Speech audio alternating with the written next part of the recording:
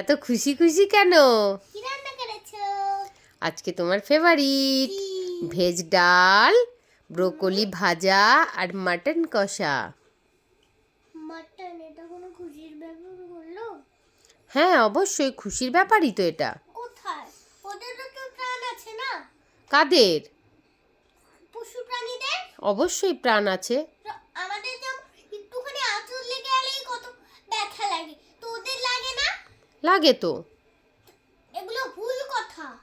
কোনগুলো ভুল কথা বাবা?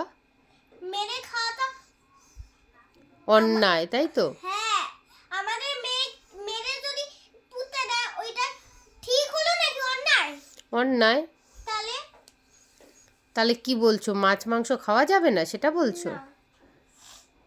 হ্যাঁ, সেটা তো আমিও জানি যে ওদেরও তো প্রাণ আছে, ওদেরও কাটলে ব্যথা লাগে, ওদেরও কষ্ট হয়। ঠিকই বলেছো, এটা তো একদমই উচিত নয়, কিন্তু এখন কি করব, এটা আমাদের অভ্যেস হয়ে গেছে। দেখি, চেষ্টা করব তোমার কথা রাখার।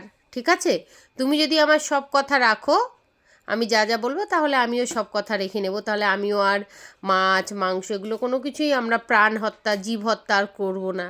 হ্যাঁ, শুধু ভেজিটেবিল খাবো। ওকে, তুমি আমার সব কথা শুনবে তো আজকে থেকে? ডান তো? তাহলে তাহলে আজকে তাড়াতাড়ি ভাতটা চিবিয়ে চিবিয়ে খেয়ে নাও তো।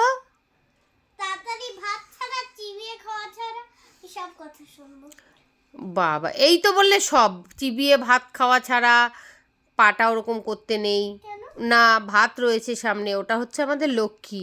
ওই কোনটা লক্ষ্মী? ভাতকে আমরা লক্ষ্মী। পাটা লক্ষ্মী নয়, ভাতের দিকে তুমি পাটা ওঠাচ্ছ, এটা ব্যাড ম্যানার্স না। বুঝতে পেরেছো? এটা করতে নেই।